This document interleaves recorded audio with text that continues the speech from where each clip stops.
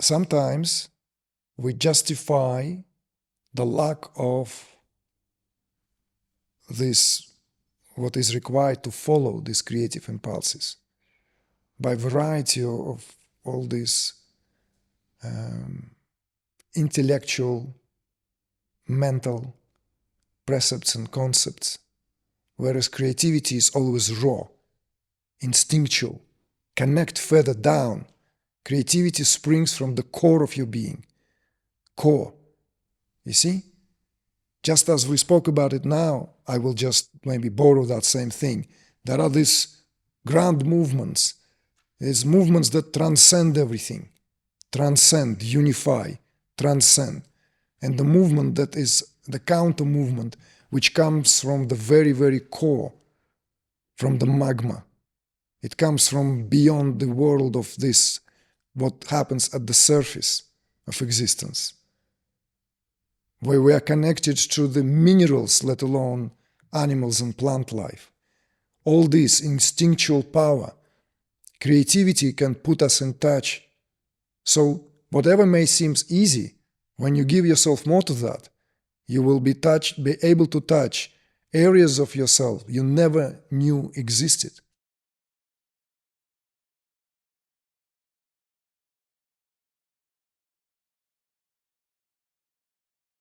What I'm sitting with couple of weeks now, coming back from Mallorca, when you talked about desires and manifestation and creativity, and that really struck me. And I think my kind of dilemma is at home. I have this, for example, creative writing. I really love it and it comes through me. It's just, intuitively. And then I somehow put a lid on it. And so, because why I connect that to desire is that maybe because, or what also came to my mind is that I came from a background which was very influenced with Buddhist teaching and also with how to say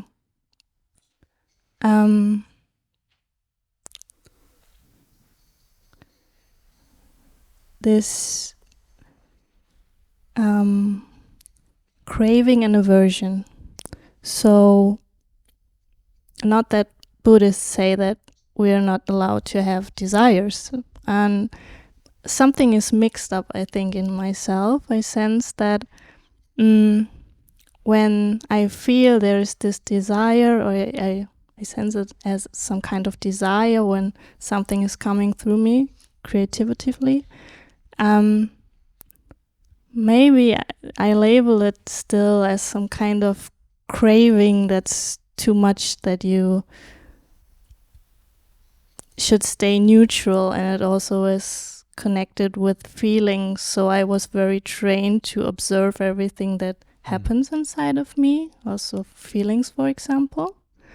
And then I'm very aware what happens, and then I don't get there that I allow myself to act upon these feelings, which are, for example, quite enthusiastic, and also I think being influenced, or I saw many, like Buddhist monks, for example, they appear very neutral in themselves, very peaceful, but there is this side of me, I think, coming up, which is very creative and also very passionate and very like rah, and like dancing to music, for example. When I do this, I just lose myself, and it connects me to creativity and also to this creative writing and stuff. So I don't know. I think I need something. That's why I love your teaching so much, because it's rarely spoken about, this desire, how important it is to follow that. And so I'm kind of stuck there somehow to allow myself this, and yeah. So just before it's a very, very serious topic. What about chocolate? Do you? Still on? Yeah. Chocolate, yeah. Chocolate, I love chocolate. So do you also deprive yourself from chocolate? I eat chocolate almost every evening, but one bite. Right. So you don't feel guilty. But creative writing somehow. Yeah. Right? Yeah. Did you see ever Buddhist eat chocolate? No. No? I've seen it.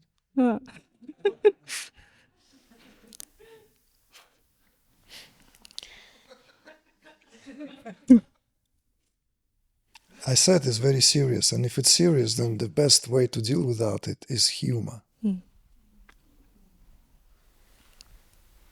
So, I mean,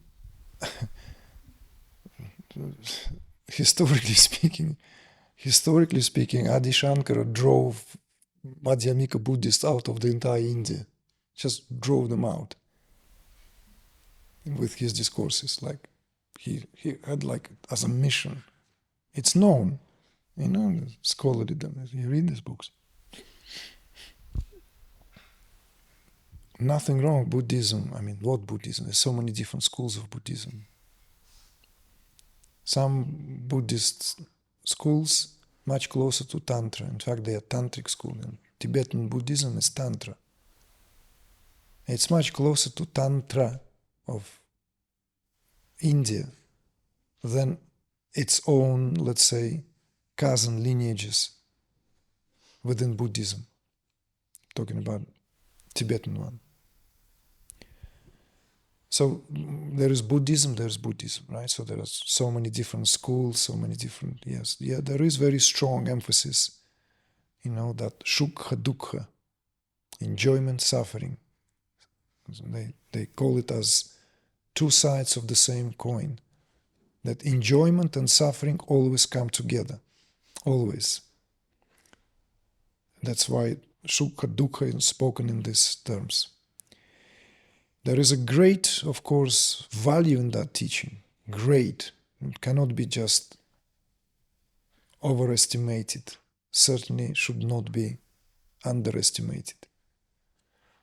What it deals with is this reminder that every experience, whatever we experience, immediately here sows the seeds. And we know that given the right conditions, and the right conditions are there always, aplenty, then this will sprout. So not going into that whole philosophical or scholarly discourse of how it functions there, but the purpose and the methodology and everything, the perspective on desire differs greatly from school to school.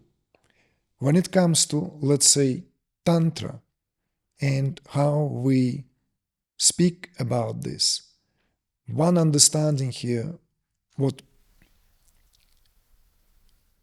places it apart from many other perspectives, is the rehabilitation of the value of desire, because desires themselves, properly understood, do not belong to human being as we speak of it in terms of what human being here represents. So if someone likes to pick that, cherry picking, of course they will be confused. This is the let's say, a way of life today, and way of the culture. Tantra has been cherry-picked all the time.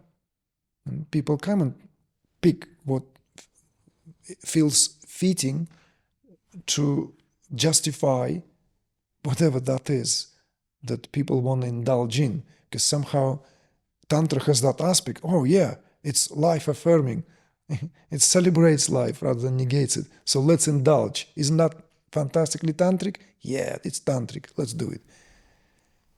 Of course, this is a gross misinterpretation. There is a lot of discipline. This is why I said to eat chocolate, right? So if you were to apply this in all spheres of your life, then perhaps it might bring some really, really worthwhile results.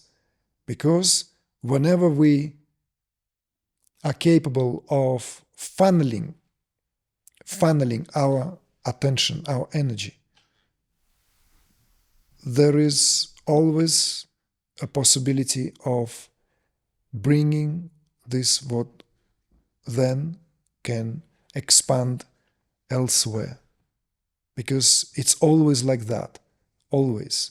This is why at the ultimate level, in order to enjoy the joys for no reason, objectless happiness, objectless bliss, one needs to forgo everything, including the very dearest notion of oneself. So this is kind of like place it on a platter. Nothing less will do.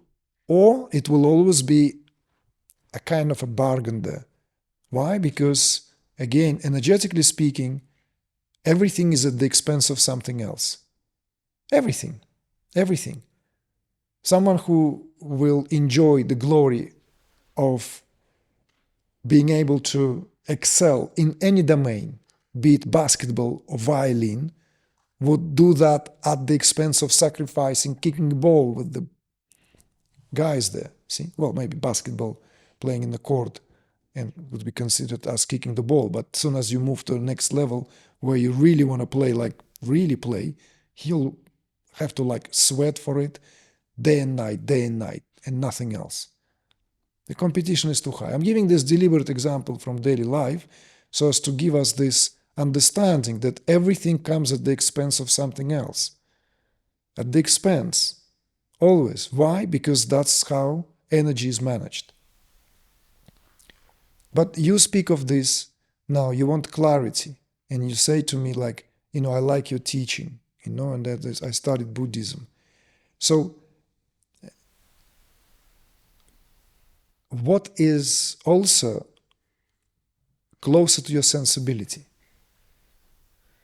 If there are people who simply feel by depriving themselves from, let's say, so-called joys of this world, let alone carnal pleasures, that they open up greater territory for higher form of experiences, more refined experiences, more refined forms of energy. This is absolutely true. This is true to every school of system of esoteric teaching. Because of that these aforementioned principles. It's all to do with energies. So that when that is clearly understood, then one can work with what is one's preference. Often you hear me speak about this and bring this householder path. Why that is householder? In our day and age, it seems that it's most fitting for the lifestyle we have, a way of life, because I don't see other alternatives. If there were, let's say, ashrams, not just in the Far East, in India, ashrams, proper spiritual centers, are plenty. Maybe a way of renunciation would have been an available choice in this given, can you name me at least 2 ashrams in Germany which are not just some like a little kind of group of people, but a properly functioning spiritual center where you can say, I'm going to renounce myself and go and live there? Any? Is it a renunciate ashram? or you just go pay for your stay and then check out. It's not I'm talking about proper ashram, not visiting ashram, paying for program. I'm talking about, I want to shave myself, wrap myself in this blanket, it's already dyed in orange, and this is it. Renounce it all.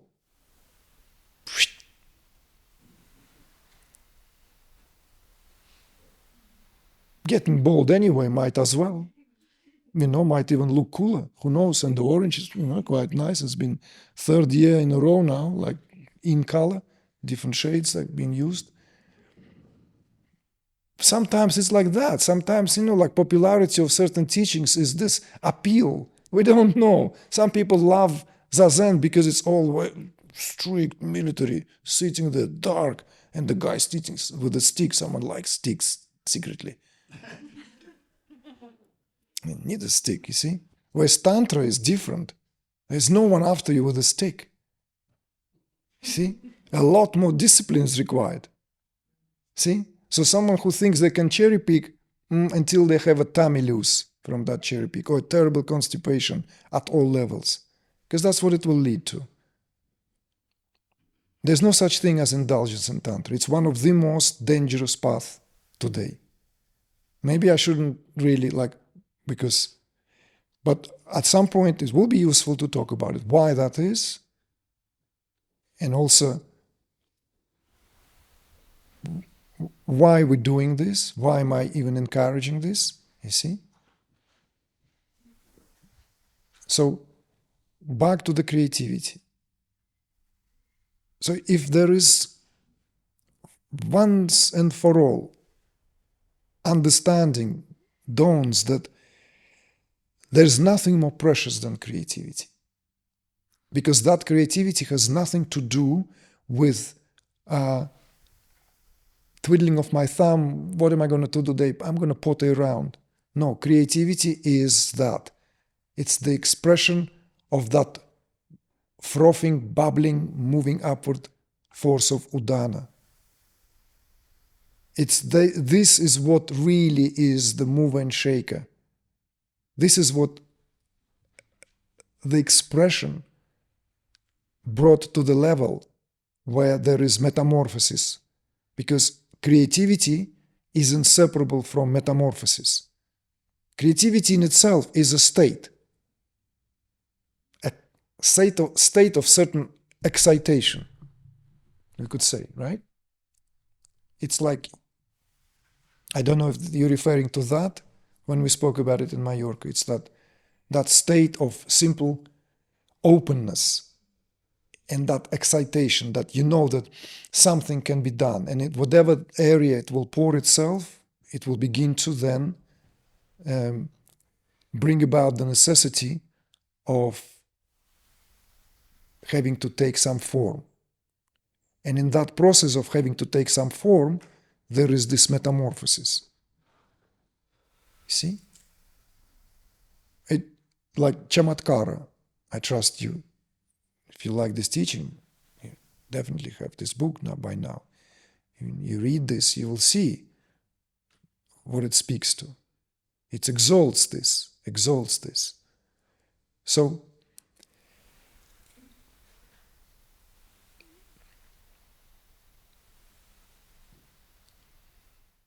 not only I would encourage you to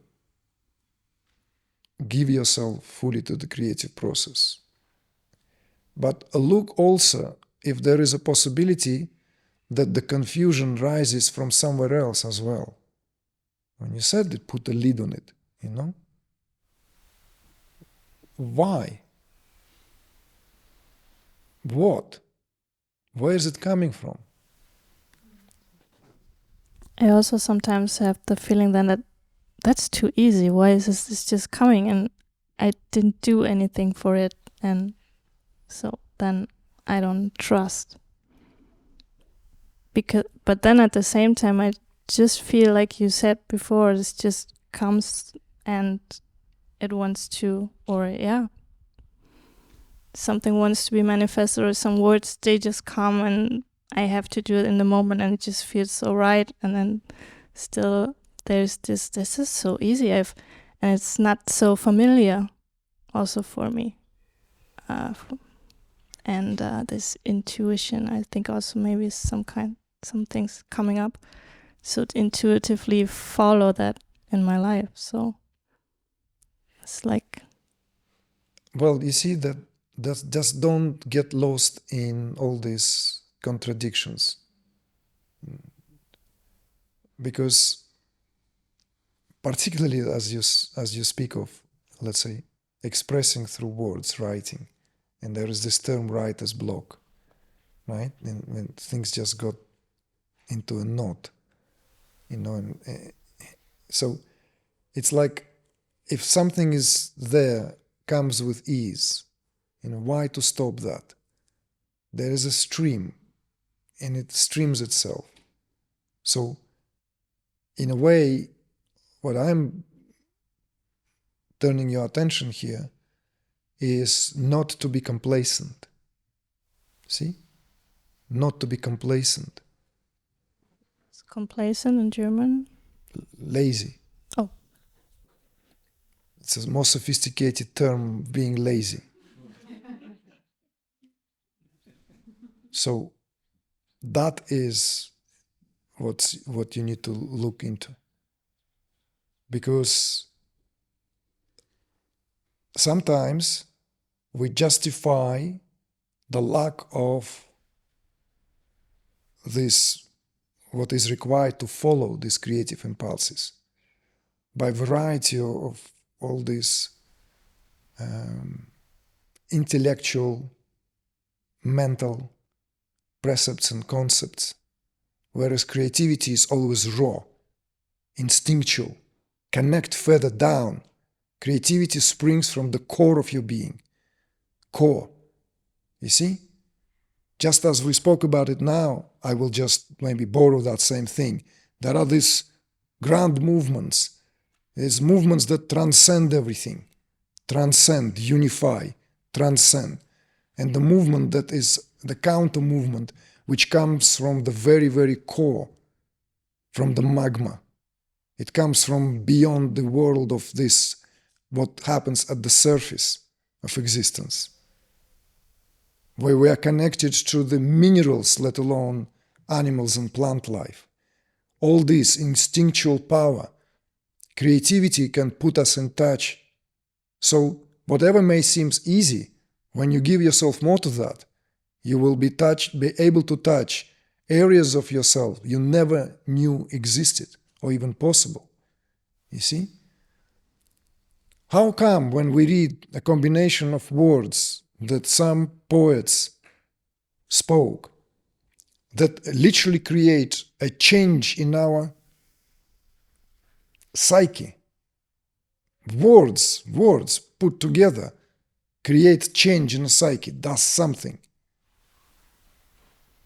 In the age of Me Too and all this social media, like unfortunately that message that, was very important, that it's tempting to call this path the path of the artist. I don't know if you came to that part in the book or not. And then I quickly adjusting this, because I didn't want to go into this like how everything today is completely taking to the opposite direction. Everyone parading with whatever they do instantly. Instagram, TikTok is full of these expressions. Mediocre rules. People are getting seduced by pencil drawings that look like photographs. Great deal. I don't care if it took 24 hours or 46 hours or maybe 2 days to do that and then compressed in time and show me how you start from the eye and finish it, and it looks like photograph. It doesn't move me an iota.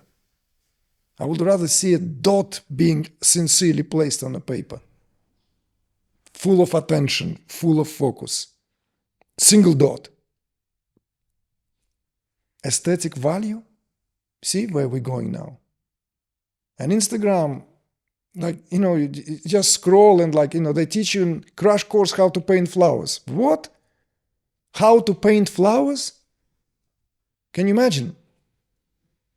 Someone even put that into, you can learn how to paint flowers.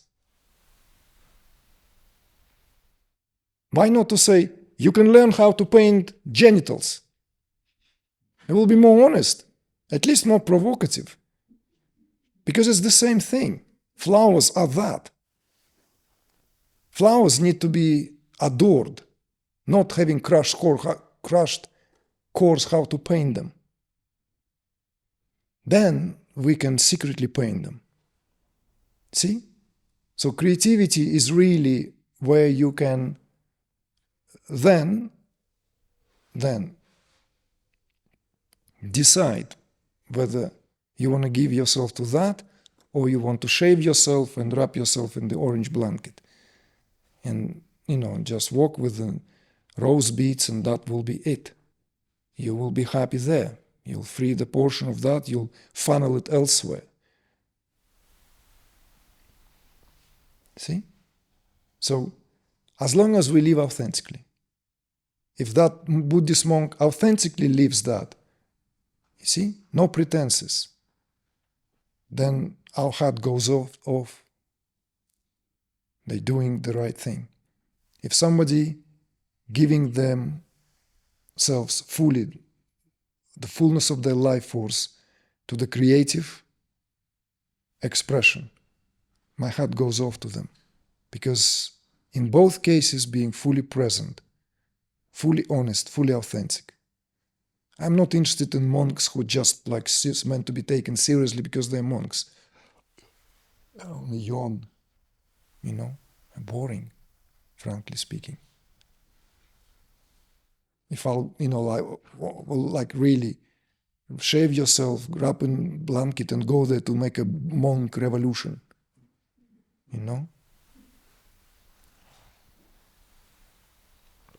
Chogyam Trungpa was fun because he was playful. See? That was a fun monk. Anyway, enough of that because I'm going somewhere. We shouldn't on the first day. Thank you. Thank you. Thank you, Miriam.